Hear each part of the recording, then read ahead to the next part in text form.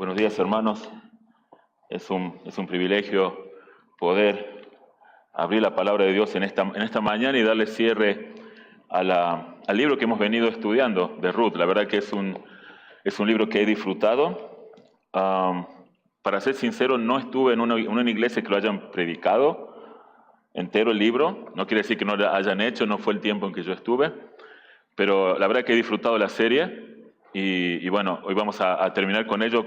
Vamos a ver siempre la redención, ¿no?, de parte de Dios. El título va a ser El Evangelio según Ruth. No es para ser ofensivo, sino para entender un poco en este desenlace del último capítulo a qué se refería. Luis dijo que venía de Argentina. Soy de Argentina, me crié en una ciudad de Córdoba. No fue la ciudad en que yo nací, pero nací en una ciudad al oeste, al noroeste del país. La familia de mi padre venían con 7, 8, 10 hijos. No me acuerdo, pero mi abuelo tuvo hijos fuera de su matrimonio, entonces no llegué a conocer a todos, ¿no? Y era bastante pobre la familia de mi padre, creo, como vivía en el campo y todo ese tipo de cosas. Hasta que mi abuelo consiguió un trabajo en los tribunales, limpiando de noche. Y mi abuelo había llegado solamente hasta segundo grado. No tenía mucha educación, pero sí era un gran lector, pese a haber estado hasta segundo grado. Y durante las noches, dice que él limpiaba los escritorios, las oficinas, estaban las máquinas de escribir. Estoy hablando en los 60 en Argentina, o sea, lo que había era máquinas de escribir, no había computadoras, nada. Entonces él se fijó el teclado y dibujó en un cartón cada una de las teclas con las diferentes letras que tiene. Yo no sé cómo hacerlo, es la misma que la computadora y yo todavía escribo con los 2 dedos, o sea que no sé cómo lo hizo. Pero mi abuelo copió y cada noche él practicaba a formar palabras con eso. Y él termina trabajando, deja su trabajo de limpieza y termina ocupando cargos en los tribunales porque comenzó a hacer todo ese tipo de trabajos. Entonces eso lo llevó a que la familia cambie de lugar, saque su familia de la pobreza, saque la casa en una villa que vivían y lo pone casi prácticamente en el centro. Y por ese acto de mi abuelo, hace muchos años atrás, yo me crié en una casa de clase media en Argentina, por lo que había hecho mi abuelo en ese entonces. Entonces mi abuelo, sin saberlo y sin pensar, cambió el curso de su familia en adelante, y hoy todavía sigue siendo mi familia de la misma manera. Hoy vamos a terminar de ver cómo algo puede cambiar dentro de una generación, cómo tu legado puede cambiar cuando Dios es el que está interviniendo. Así que yo les invito a que abramos en el libro de Ruth. Vamos en el capítulo número 4 y vamos a estar leyendo a partir del versículo número 13 hasta el final del capítulo.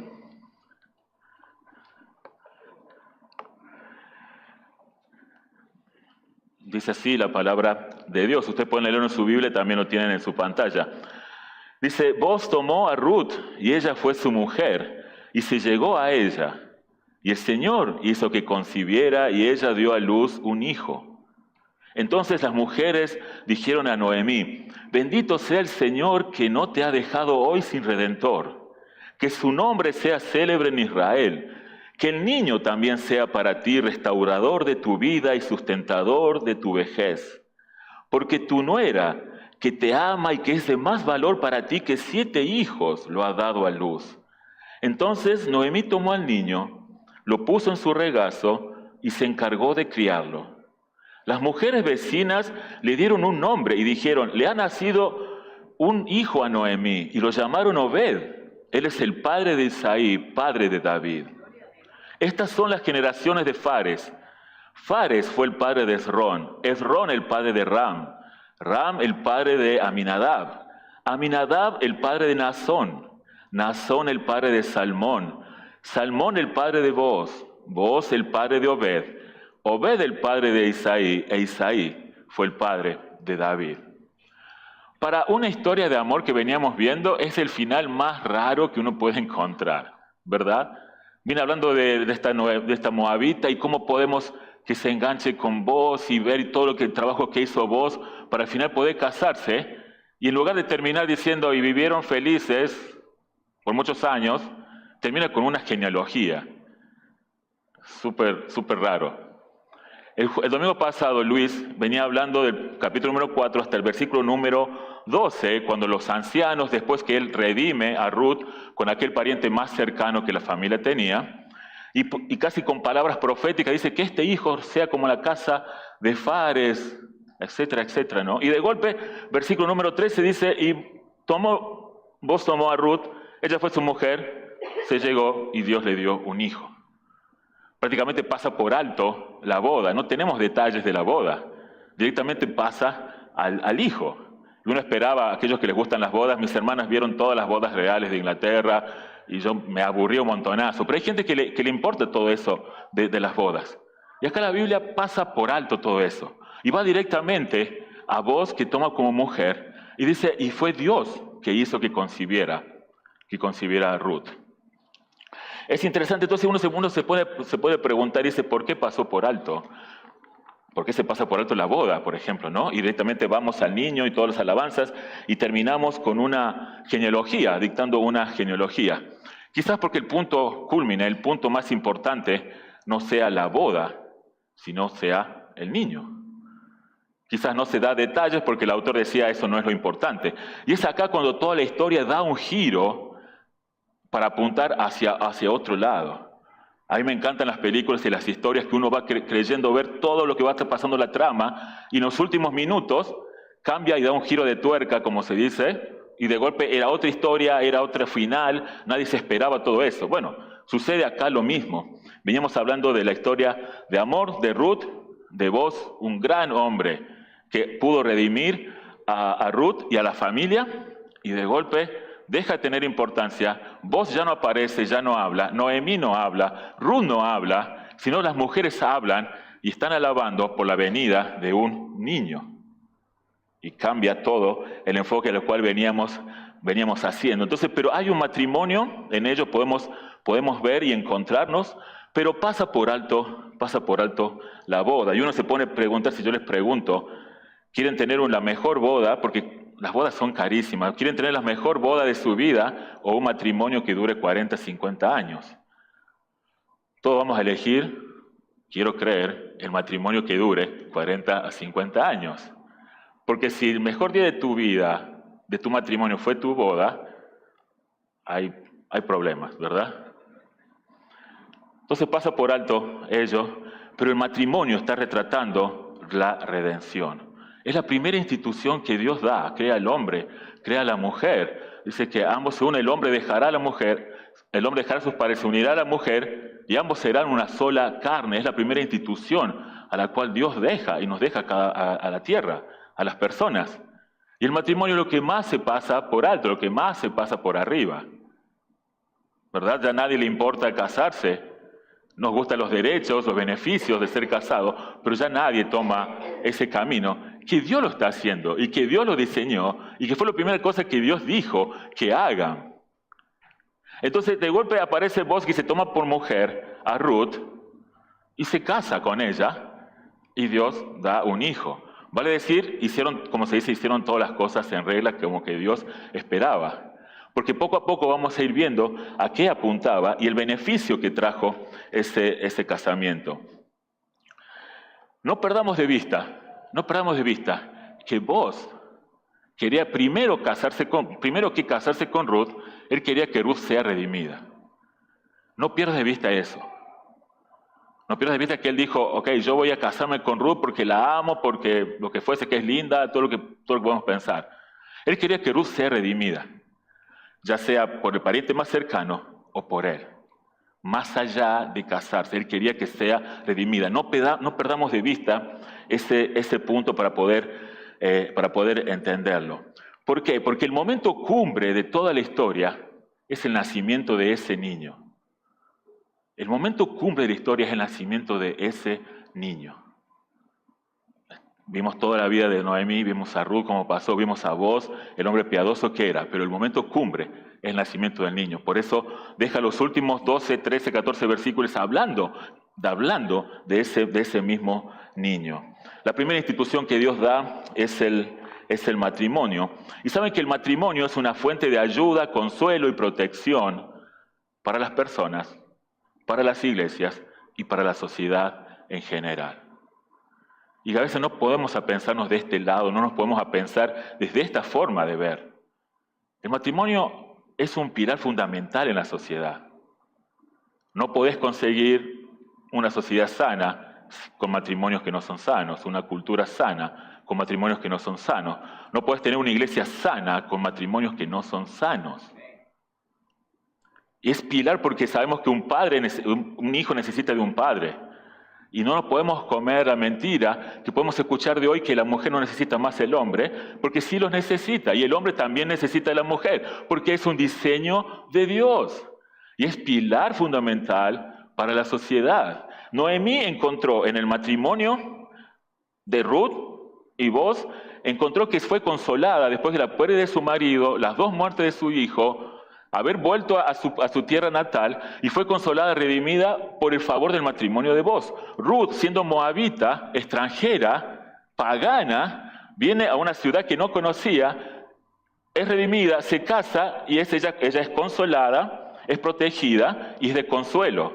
Boaz, un gran hombre, fiel, responsable, con su propia compañía, con su propio trabajo, encuentra consuelo, encuentra protección y encuentra ayuda por el matrimonio. Por eso el capítulo número 4 que vimos la semana pasada con Luis, hablaba acerca de, era un gran gozo todo este casamiento, porque traía gozo también a toda la sociedad. Iba a nacer un niño. Recuerdan lo que Dios le dijo a Abraham: por ti serán benditas todas las familias. Entonces estamos hablando de familias. Entonces fíjense todo el beneficio que traía Ruth y Boaz casándose. Entonces no podemos perder de vista el matrimonio como una gran institución y como ser base para familia. Estamos acostumbrados a escuchar de familias rotas, familias no funcionales, familias de abuso, desprecio a los niños, abandono. Satanás cuando aparece en escena no cuando Adán estaba solo, sino cuando él estaba con Eva. Y hasta el día de hoy Satanás sigue atacando a la familia. Hasta el día de hoy encontramos ataques con la familia. Nosotros debemos resistir con Cristo de nuestro lado, porque fue la primera institución que Él ha dejado. Muchos hombres mueren en el matrimonio, muchos hombres abandonan su matrimonio, su familia, sus hijos. Y a pesar de todo, la ley del levirato, que bien nos explicó Luis la semana pasada, era ley de Dios poder restablecer y redimir a esas familias, que un padre se iba o un padre se moría para que continúe la descendencia y tengan de esa manera viudas y huérfanos, tengan amparo y tengan protección.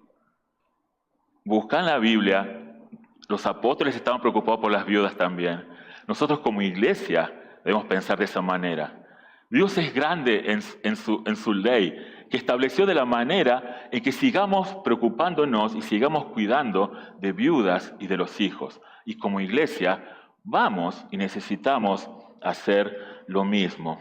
Es una buena ley para proteger a las mujeres principalmente, que cuando un matrimonio se rompe son las que más quedan a la deriva y más quedan abandonadas. Y dice, y el Señor hizo que concibiera. No hay una palabra para que te digan, ¿cómo nacen los niños? Y Dios los hace. Salmos dice que Él los teje. Me encanta esa frase, ¿no? 10 años estuvo Ruth casada, y por el capítulo número 4 nos enteramos que ella se casa con Malón. Ella era la esposa de Malón, por el capítulo 4 podemos ver eso. Y no tuvieron hijos, en 10 años. En un ratito Dios resolvió todo el problema, hizo concebir. Y fíjense el amor de Boaz, que quería redimir a Ruth, que a pesar de los antecedentes de Ruth, o sea, 10 años casada y no tuvo hijos. O sea, era un riesgo también para Boaz si se casaba, porque la idea era que continúe la línea de Malón. Pero había un alto riesgo que Ruth no quedara embarazada.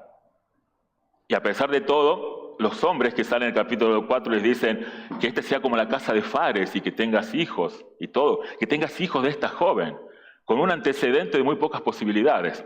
Pero Dios interviene, como siempre lo hace. El Señor es el quien interviene, el Señor es quien da a los hijos. La historia que el autor venía escribiendo de aquella mujer moabita, de aquel hombre piadoso, irresponsable dio un giro de dejar de centrarse en ellos para centrarse en el niño. Y el Señor hizo que concibiera.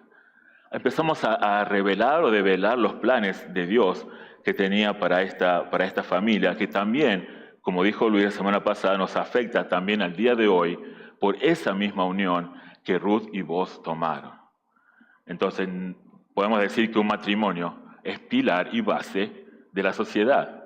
Por ese matrimonio es que nosotros tenemos vida y volvemos a vivir. ¿Cómo? Es porque el Señor hizo que concibiera. Y dice el versículo número 4 que salieron las mujeres, las vecinas, y alababan diciendo, ha nacido un niño, le ha nacido un niño a Noemí. Y me hace recordar cuando pasó lo mismo cuando Juan el Bautista nace, y Elizabeth, dice que todas las vecinas también alababan y decían, le ha nacido un niño a Elizabeth, y Dios ha consolado a ella. Porque un niño es una bendición. Un hijo es una bendición. Hoy estamos acostumbrados a escuchar que los niños no son una bendición, sino son más bien una molestia. Hoy los niños afectan mi tiempo, estorban mi carrera, estorban mi vida. Y cuando vemos un matrimonio con muchos hijos, siempre levantamos la ceja como diciendo, Nosotros venimos de una iglesia en Indiana que tenían 6, 7 hijos, era como normal, ¿no? Era como si nada. Y ellos nos contaban, cuando iban al supermercado, había una familia que tenía 9 hijos. Maravillosos. Maravillosos hijos. Y ella, la señora, caminaba con su carrito en el supermercado con 9 hijos alrededor y gente dando vueltas, tocando todo. Y toda la gente criticaba a ellos. ¿Cómo puede tener 9 hijos, no? Porque hoy no estamos viendo a un hijo como una bendición. Incluso es feo cuando cristianos no pensamos, vemos una familia con 4.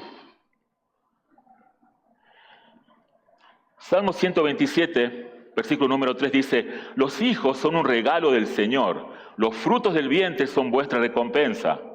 Los hijos son un regalo de Dios. Lo voy a repetir por las dudas, estás pensando en qué vas a comer después. Los hijos son un regalo de Dios. Otra versión dice, herencia de Jehová son los hijos. Son una bendición para cada uno de nosotros, una bendición. Mis 3 hijas, aunque siempre me preguntan, ¿no vas a tener el varón? Sí, pero amo a mis hijas y está buenísimo. Hoy un huevo de una águila que se llama, probablemente lo voy a pronunciar mal, bald eagle, son esas águilas blancas, de cabeza blanca, la clásica americana. Hoy vale más un huevo de eso que un bebé. O sea, si rompes un huevo de esos a la cárcel, pero en aborto nadie dice nada. Hoy dejan los niños en las guarderías y sacan los perros al parque. Está todo dado vuelta.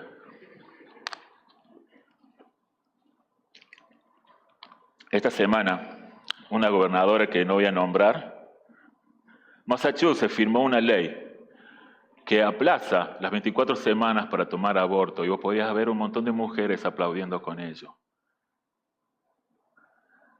Ese es el mundo en el cual vivimos. Ese es Satanás atacando a la familia. Es una vergüenza. Es una vergüenza. Es una falta de temor a Dios. Es una falta de temor a Dios. El culto a Moloch todavía continúa hasta los días de hoy. Dios decía, no entren y no den sus hijos a ellos. ¿Y saben cuál era la pena de muerte si alguien daba un hijo a Moloch? Era la muerte. Era la muerte. De esa manera Dios rechaza todo eso. Hoy ya no nos gozamos con los bebés. Como iglesia debemos hacerlo. Debemos celebrar los niños que hay. Y todas las mujeres cantaban y alababan y decían, le ha nacido un niño a Noemí. Y estaban todos felices con esa llegada, ¿no?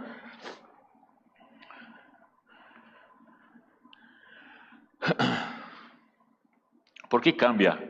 ¿Por qué toma otro giro la historia? Recuerda cuando empezamos a leer el capítulo número 1 de Ruth, dice, en los tiempos de los jueces, decía, ¿verdad? Entonces, si vamos a los tiempos de los jueces, que es el libro anterior, dice que son los tiempos más oscuros de la historia de Israel. ¿Por qué? Más de una vez lo dice, porque no había reyes y todos hacían lo que bien le parecía. No había reyes, cada uno hacía lo que bien le parecía. De hecho, Elimelech hizo lo que a él le parecía. Hay hambre acá, me voy a una ciudad de Moab, que Dios me dijo que no entrara, que Dios me dijo que no diera hijos, que mis hijos no tomaran mujer, voy a ir para aquel lado. ¿Ok? Y afecta a toda su familia, porque sus hijos se casan como habitas. Algo que Dios había prohibido. Cada uno hacía lo bien que parecía, cada uno hacía lo que quería. Y no había rey en Israel. ¿Qué hace Dios? Provee un rey. Y empieza ahí a contar otra historia y empieza a tomar otro giro. Entonces, ¿por cuál es el significado grande de Ruth y Boaz? Es que Dios iba a proveer un rey. Es que Dios iba a dar un rey que de su corazón. Entonces va apuntando a decir, a partir de hoy vamos a seguir la línea, vamos a seguir la genealogía, y por eso es importante, porque es Dios quien provee un rey, es Dios quien provee un restaurador a una nación que está sumergida en caos, en depravación, en inmoralidad, en religiosidad. Es Dios quien tiene que intervenir para proveer de ese redentor. Las mismas mujeres dijeron, les ha nacido, y fíjense cómo dicen las mujeres, le ha nacido un redentor a Noemí. O sea, el niño era el redentor, no era vos el redentor, entonces, era el niño. ¿Vos redimió a Ruth? Sí, lo podemos ver, lo podemos leer en la palabra, y todo bien con eso porque lo podemos ver. Pero en realidad la alabanza de la mujer es decir que le ha nacido un redentor, que es el niño el redentor. Es la primera vez en toda la Biblia, y creo que en todo el Antiguo Testamento, en que se menciona al Redentor a un niño y no a una persona adulta, no a una persona grande. Se refiere a un niño. Y por eso esta historia termina con una genealogía. Entonces era súper importante. El Redentor no era vos, era el niño, como decimos, como estamos viendo, ¿no? Ese restaurador, es ese sustentador. Y fíjese cómo dice, está diciendo, le ha nacido a Noemí de su nuera. Sigue mencionándola como nuera, pero ya no eran familia, en teoría, son familia de Dios, pero no son familia, por los papeles ya no son familia, pero todavía se considera una familia. La familia de Dios somos todos hermanos. Acá puedes encontrar tu suegra, acá puedes encontrar tu abuela, acá puedes encontrar tu tía, acá tenés primos, acá tenés tías, acá tenés hermanos, tenés padres y madres. Esto es la familia de Dios, que gracias a Dios que Él provee un redentor. Y como iglesia debemos hacer y apuntar a ese lado. Y dice que Ruth era más valeroso que los 7 hijos. Tener un varón en los tiempos de Israel era súper importante, era más importante tener un varón. Bueno, las mujeres dicen que 7 varones son menos que lo que era Ruth para Noemí. Porque te ama Ruth. Y Ruth le dio a Noemí eso. Y dice que desde ese entonces dice que las mujeres pusieron un nombre al niño. Si yo le digo eso a mi esposa, amor, dejemos que las vecinas pongan el nombre a nuestro próximo hijo. Una pelea en casa, ¿verdad? Pero dice que las vecinas fueron las que le pusieron nombre a las mujeres. Y le pusieron Obed, que significa el que sirve. Es decir, que nació un siervo. Un siervo es el que ha nacido. Ese niño es que iba a ser el abuelo del rey más grande que tuvo Israel, que dice la palabra de Dios que era conforme al corazón de Dios. Iba a ser el abuelo, nada más y nada menos, que del rey David. Es importante el nacimiento de ese niño. Y es cuando Dios interviene, cuando no había rey en Israel, cuando cada uno hacía lo bien que le parecía, Dios proporciona y Dios da un rey. Y Noemí es consolada por el nacimiento de ese nieto, y es ella misma quien se encarga de cuidarlo. Y eso es algo muy loco, porque ella podía tener en su regazo al que iba a ser su redentor. Dice que en la vejez te va a seguir sosteniendo. Cristo vino como un niño, y es muy loco de entender, porque siendo un niño estuvo en los regazos de María, pero era el mismo Salvador que María necesitaba para ser redimida. Y ya estás viendo cómo todo está apuntando para Cristo. Todas las historias que vemos, todo está apuntando a Cristo. Van 2 discípulos caminando por Emaús. Viene Jesús y camina con ellos y les explica cómo sale Cristo en todas las Escrituras. Es decir, que toda la ley del levirato que vimos está mostrando, es una sombra tan solo de lo que iba a pasar con Cristo, que realmente Él iba a ser el que iba a redimir a su pueblo. Y esta historia termina con una genealogía. ¿Cuántas veces pasamos por alto las genealogías, verdad? Son súper aburridas, no conozco a la gente. Típicamente los nombres no los sé nombrar bien y siempre tengo que pedir disculpas cómo se nombran, porque no es tu genealogía. Si fuese tuya la estarías leyendo. Pero es la genealogía de Jesús. Y este libro, la Biblia, es el libro de la palabra de Dios, que es para vos, pero no habla acerca de vos. ¿Okay? Lo digo en centroamericano. Es una Biblia que no habla, es de Dios, para ti, pero que no habla de ti. Porque si digo vos, confundo con vos el de Ruth. Entonces me doy cuenta.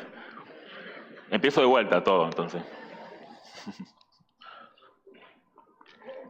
Es la genealogía de Cristo. Y es súper importante y saber y ver cómo todo va encajando. Y el escritor de Ruth comienza hablando y diciendo, a partir de Fares, en los versículos pasados menciona a Fares, que este hijo sea como la casa de Fares. Y cuando comienza a partir del versículo número 18, estas son las generaciones de Fares. Y yo voy a estar como Jiré el domingo pasado, que decía, ¿quién es Ruth? Yo voy a decir, bueno, ¿quién es Fares? O sea, ¿a dónde está? ¿Por qué es tan importante? ¿Por qué comienza el libro de Ruth a contar a partir de Fares? Y vienen las cosas más extrañas, más locas, pero mejor escritas que solamente un autor tan grande puede tener en claro. Génesis capítulo número 37. No lo busquen, pónganlo mentalmente. Génesis capítulo número 37. Moisés nos viene contando acerca de la historia de José, uno de los 12 hijos de Jacob. Llega al capítulo número 37. Habla acerca de José. Capítulo número 38 comienza hablando de Judá y de una tal Tamar. Termina el capítulo, una historia muy loca, trágica, increíble, y vuelve nuevamente al capítulo número 39 y sigue hablando de José.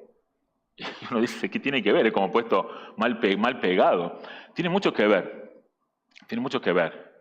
Judá era el cuarto hijo de Jacob y que había sido profetizado que por la línea de él, el Mesías iba a venir. Los otros 3 hermanos de Jacob hicieron lo malo, no iban a ser tenidos en cuenta, pero sí Judá. Judá tiene hijos que hacen lo malo delante de los ojos de Dios, principalmente un tal llamado que se casa con una mujer cananea llamada Tamar, que menciona los versículos anteriores que hemos leído. Dice que hizo lo malo delante de los ojos de Dios, y esto para preocuparse yo lo estoy leyendo literalmente, y después podemos discutir esa frase. Y dice que por su maldad Dios lo mató. Esa mujer queda viuda y apela a la ley del levirato. Su cuñado, Onán, no quería darle la ley del levirato. Al igual que Ruth, Tamar era una mujer que nadie quería redimirla, ¿verdad? Pero dice que Onán no la quería redimir. Entonces, toma cartas en el asunto Tamar, porque Judá nunca se molestó en meterse en el tema, pone cartas en el asunto, ella se disfraza, hace pasar por una mujer, viene Judá, la toma como pensando como era prostituta, tienen 2 hijos, uno se llama Fares y otro se llama Fara, son mellizos. Ese Fares es el que dice acá la palabra de Dios. Ahora, ¿por qué es importante? Y quieres ver algo muy loco que a mí me dio vuelta la cabeza cuando vi esto. Vamos a leer, creo que está en la pantalla, Deuteronomio capítulo número 23. Vamos a leer el versículo número 2 y 3. Eso es la ley de Dios. Dice, ningún bastardo entrará en la asamblea del Señor, ninguno de sus descendientes, aún hasta la 10ª generación, entrará en la asamblea del Señor. Ninguna amonita, ningún moabita, entrará en la asamblea del Señor. Ninguno de sus descendientes, aún hasta la 10ª generación, entrará jamás en la asamblea del Señor. Para resumir lo que quiere decir la asamblea del Señor, se está contando prácticamente a los líderes y ancianos políticamente hablando. No quiere decir que están fuera de lo religioso, están fuera del liderazgo. Entonces está diciendo que ningún bastardo va a entrar. Fares era un bastardo, ¿ok? Pero estamos hablando que es la genealogía de Jesús. Estamos hablando que un rey se proveyó Dios. Matemática, que yo sé que a Luis le encanta la matemática. Versículo número 18. Contemos. Estas son las generaciones de Fares. Padre de Esrón, padre de Ram, padre de Aminadab, padre de Nazón, padre de Salmón, padre de Boz, padre de Obed, padre de Isaí, padre de David. 10 generaciones pasaron. O sea que esa generación, esa maldición se rompe. Es muy loco. Es muy loco. Quiere decir que la línea de Judá estaba maldecida y no podía ser parte de las asambleas de Dios. Pero pasaron 10 generaciones, por eso el autor lo pone acá y empieza a contar a partir de Fares. Y termina en David, porque en David se rompe todo ello, y en David es donde va a venir el rey. Recuérdense que en el capítulo número 2, creo que de 2 Samuel, es que Dios le dice a David que por la línea de él iba a tener un heredero, iba a tener un rey que no iba a tener fin. Y ese es Cristo. El ángel se aparece a María y le dice, te van a nacer un niño, que él será llamado Altísimo, Consejero, Dios fuerte, Príncipe de paz, cuyo reino no tendrá fin. Fíjense cómo Dios maneja las más grandes tragedias, los más grandes pecados, personas comunes, normales, para mostrar que Jesús va a venir de esa propia línea. Es como si mezcla todas las piezas del ajedrez, ok, ahora ordénenlas. Y Jesús mezcló todo, puso todo, y Él en su gran amor envía un Redentor, limpia, da claridad, mejora, quita de maldición esa generación y promete un rey, que ese rey se rompe en David. Y a partir de David viene toda la generación hasta nuestro Señor Jesucristo. ¿Por qué pusimos el nombre del Evangelio según Ruth? Porque Ruth termina de la misma manera que empieza el libro de Mateo. Mateo capítulo número 1, siempre cuando leemos los Evangelios, los primeros 18 versículos está mencionado eso. No lo voy a leer todo, pero solamente voy a leer el primer versículo y ustedes lo pueden seguir leyendo, va a seguir apareciendo en la pantalla porque es larguísimo. Dice, el libro de la genealogía de Jesús, hijo de David, hijo de Abraham. ¿Qué le dijo Dios a Abraham? Por ti serán benditas todas las familias de la tierra. Todas las personas, todas las familias de la tierra. Solamente los israelitas, todas las familias de la tierra. Por ti. Y dice, hijo de David, hijo de Abraham. Todo estaba apuntado que era Cristo. Todo apuntaba a que el Mesías era Cristo. No puede ser que no puedes encontrar ningún lado en la Biblia que diga, no está hablando Cristo del Mesías. La verdad es que no lo es, porque no lo podemos ver, no está claro todo eso. No, está diciendo de que hijo de David, hijo de Abraham. Y comienza e incluye Mateo a Tamar, aquella mujer que es madre de Fares, cananea, que tuvo un hijo con su suegro. Está incluida en esa genealogía que Mateo lo hace. Sale Ruth, moabita. Sale Rahab, que era la madre de Boaz. Aquella mujer que se acuerdan cuando van a entrar a Jericó, aquella mujer que ayuda a los espías de Israel. Era la madre de Boaz. Fíjense cómo todo estaba enganchado y cómo Mateo pone a esas 3 mujeres que necesitaban también ser redimidas. ¿Por qué? Porque Cristo necesitaba sangre cananea. Cristo necesitaba sangre moabita para nacer y darse cuenta y que veamos que su salvación es por gracia para todas las familias de la tierra. Yo si me pongo a hablar de mi familia, prefiero que no me pregunten. Siempre tenemos un tío borracho, siempre tenemos un abuelo degenerado, siempre. Y no nos gusta hablar de eso. No, yo no puedo. ¿Y tu hermano? No, mejor hablamos de la tuya, mejor, ¿no? Mi familia, al igual que los muchos, fueron familias rotas, éramos un desastre. Cuando yo tenía 5 años, mi padre fue salvado. Yo escuché el Evangelio a través de él. Mi mamá, mis hermanos escucharon el Evangelio de él. El 20 de enero del 2022 fallece mi padre. 3 días después de su fallecimiento, tengo el gusto y la bendición de bautizar a 2 de mis hijas. Y dije, es cuando viene lo maravilloso, cuando Dios interviene en tu familia. Mi padre muerto, mis hijas demostraban que morían y vivían, ¿verdad? Y espero a mis nietos poder hacerle lo mismo. Hace un par de años mi esposa me preguntó, ¿pensás en tus nietos? Yo digo, tengo 50 años y una hija de 5. No. Yo sé que la respuesta no gustó mucho a mi esposa. Porque sinceramente no estaba pensando. O sea, recién tengo una nena de 5, ahora tengo 52 con una nena de 7. No puedo estar pensando en mis nietos, ¿ok? Pero mi esposa, su pregunta era acerca del legado que podemos llegar a dar. Cuando Dios interviene en tu familia, puedes dar un legado. Y nosotros como familia hacemos eso. Saben que me encanta escuchar historias de cada uno de ustedes y conozco muchas historias de ustedes. Y sabemos que vienen de familias totalmente malas. Sabemos que fueron abusados, fueron abandonados, los criaron otras familias. Pero cuando Cristo entra en tu vida, cuando Cristo es el Salvador de tu vida, es una gran bendición para esa familia. Y nosotros debemos ayudar a intervenir y que esa familia realmente sea bendecida. Nosotros como padres de familia tengamos intervención, ya sea predicando a nuestra familia, ya sea a nuestros propios hijos, por el legado mismo que podemos llegar a ser, porque el Espíritu de Dios mora en cada uno de nosotros.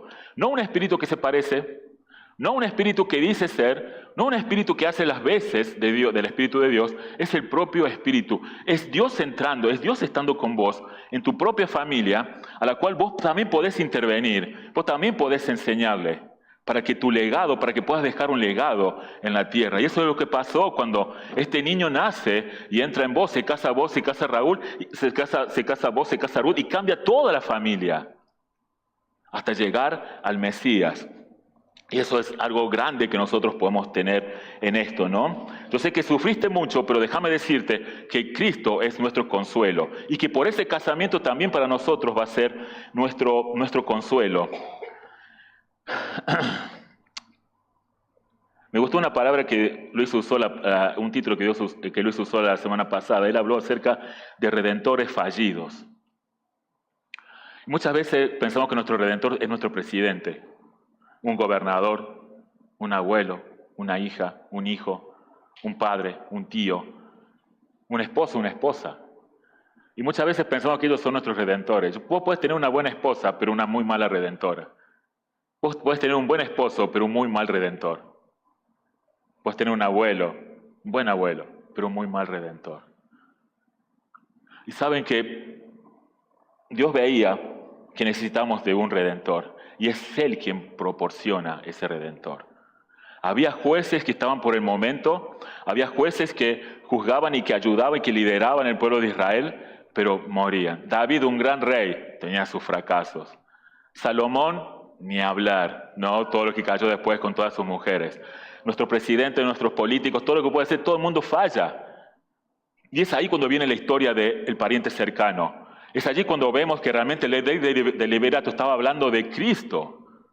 ¿Por qué dice que necesitamos un pariente cercano? Nosotros estábamos lejos, enemigos de Dios, apartados de Dios, dando las espaldas de Dios, y Dios dice, ok, voy a enviar a Jesús para que se acerque y Él sea el vecino cercano. Entonces, literalmente estamos hablando de la cercanía.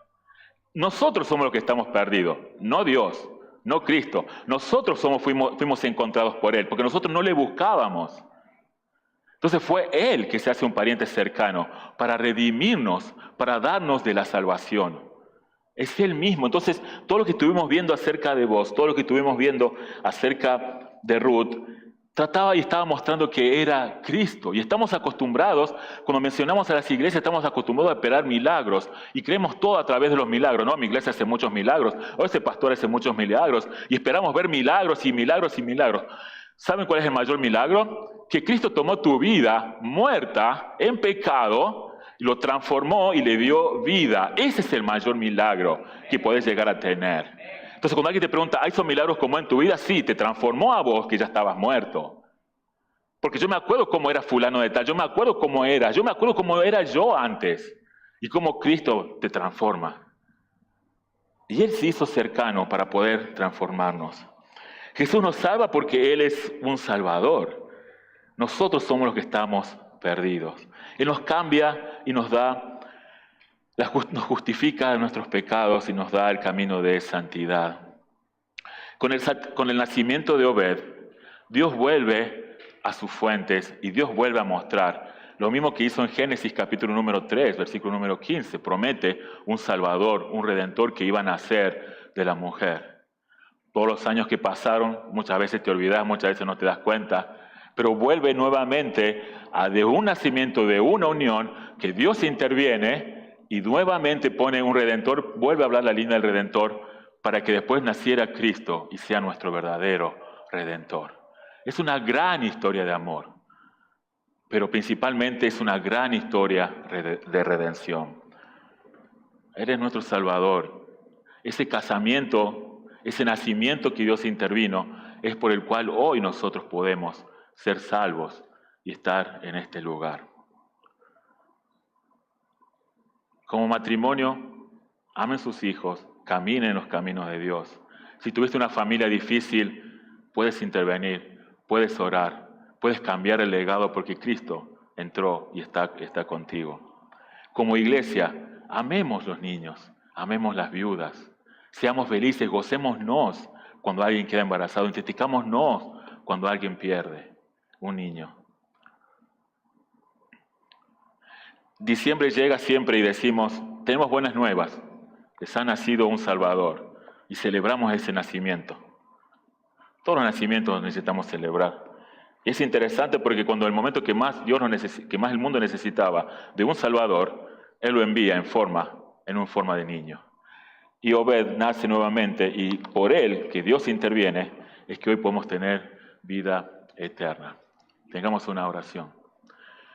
Dios y Padre que estás en los cielos, te damos gracias, Señor, porque en ti somos consolados, en ti, Señor, podemos tener refugio, en ti somos redimidos, porque en ti, Señor, encontramos la paz, la vida, porque a pesar de nuestros pecados, nuestra mala vida, nuestros malos pensamientos, nuestra inmoralidad, Señor, tú nos has amado, tú nos rescatas y lo sigues haciendo, Señor. Te pido que como familia, como iglesia, podamos crecer en ti, en tu conocimiento. Ayúdanos en cada lugar a predicar de ti, ayúdanos a enseñar a nuestros hijos, ayúdanos a caminar juntos, a preferirnos los unos con los otros y te damos gracias, Señor, porque podemos verte a ti como el Redentor. Te necesitábamos, Señor, estábamos perdidos y tú te acercaste, tú te dignaste, dejaste todo, Señor, para hacerte un hombre y darnos, Señor, así la vida y pasar de muerte a vida. Te damos gracias, Señor, por tu obra maravillosa, que realmente sea de gozo en nosotros, que sea de meditación en esta semana y poder, Señor, gozarnos de todo lo que tú haces. Te doy gracias por este tiempo y seguimos que tú nos sigas bendiciendo al terminar este servicio. En el nombre de Jesús. Amén.